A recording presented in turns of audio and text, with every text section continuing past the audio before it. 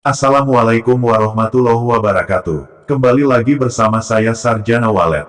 Pesan hari ini adalah, kemauan Anda untuk sukses, harus lebih besar dari ketakutan Anda akan kegagalan. Lanjut bosku, tapi sebelumnya, jangan lupa like, share dan subscribe. Terima kasih. Mungkin sebagian dari Sobat Walet pernah mengalami hal seperti ini. Walet sudah bikin sarang lalu kabur. Tidak jarang ada kasus di mana walet hampir menyelesaikan sarang namun setelah beberapa hari, ternyata walet malah tidak melanjutkan sarang buatannya.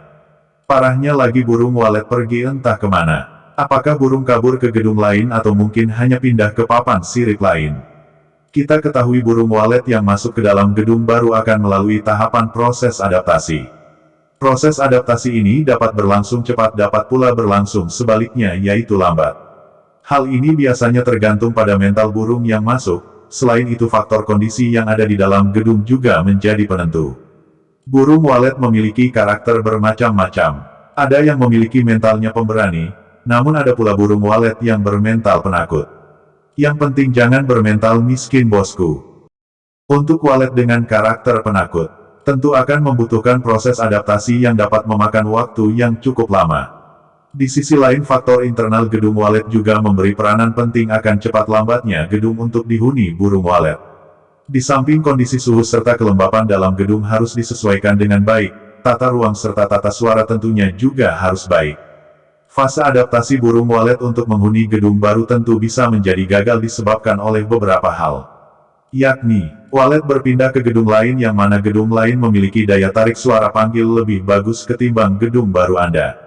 Hal inilah yang dapat menyebabkan walet kabur walaupun burung walet telah menginap selama 1 bulan, sekalipun telah membuat tapi burung walet masih berpeluang kabur ke gedung lain.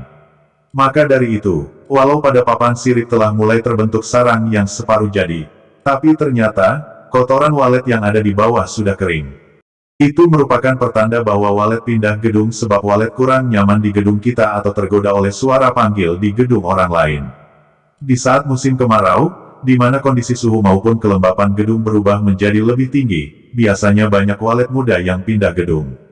Secara umum kita ketahui bahwa, proses walet menginap pada sebuah gedung akan dilakukan secara tahap demi tahap. Adapun tahapannya yaitu, pertama, walet akan tidur siang hari dengan menempel pada Twitter tarik di roving room. Selain itu, ada pula yang tidur di Twitter inap pada nesting room. Di saat hari pertama walet akan masuk beberapa saat dan sementara esokan harinya walet akan kembali masuk dengan waktu yang lebih lama dari hari sebelumnya.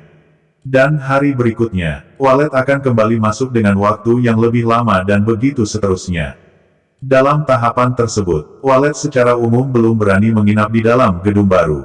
Sebab walet harus memastikan jika gedung baru itu aman dan bebas dari pemangsa maupun predator. Lain halnya bagi walet yang memiliki mental berani, maka biasanya proses adaptasi ini akan menjadi lebih cepat. Selanjutnya, apabila gedung tersebut terasa aman oleh walet, maka burung tersebut akan melanjutkan dengan tidur pada malam hari.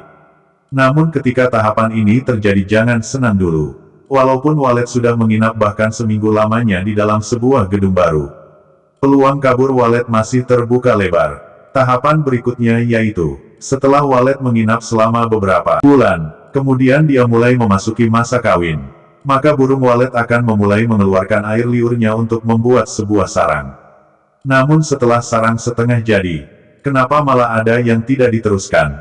Nah, di sini inti dari permasalahannya. Simak baik-baik, biarpun walet telah membuat sarang, namun peluang kabur masuk tetap ada tentunya. Sebab dalam fase ini walet belum merasa bahwa gedung baru tersebut adalah rumahnya. Sementara pada tahapan walet sudah mulai bertelur maka resiko burung walet kabur akan menjadi minim. Walau peluang kaburnya sudah kecil, namun terkadang masih didapati sarang walet sudah ada telurnya namun pemilik telur tidak kembali lagi ke sarangnya untuk mengerami. Dan untuk tahapan walet sudah mulai punya piyik, di mana telur yang dirami sudah menetas. Maka walet baru merasa sudah betul-betul betah. Pada saat inilah walet sama sekali sudah tidak ada keinginan untuk kabur ke gedung lain, meskipun suara panggil yang ada di gedung lain sangat menggoda. Di saat itulah walet telah menjadi induk, dan perlu Anda ketahui jika induk walet terbilang sulit untuk berpindah ke gedung lain. Semakin berulang induk menghasilkan anakan di sebuah gedung, maka akan semakin kuat pula ikatan induk dengan tempat tinggalnya. Lantas, Bagaimana cara agar proses adaptasi dari awal dapat membuat walet betah tinggal di dalam gedung baru dan tidak lagi kabur ke gedung lain? Caranya yaitu, harus tersedia tempat yang betul-betul nyaman bagi walet. Dalam kasus ini, desain gedung walet juga mengambil peranan penting, harus benar dan tidak dibuat asal-asalan.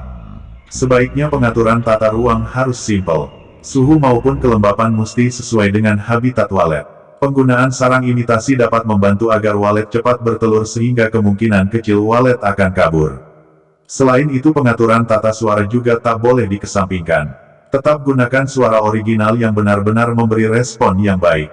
Maka dari itu sangat perlu stok suara yang bagus yang harus Anda miliki supaya Anda dapat berhasil dalam mempromosikan gedung Anda di tengah persaingan.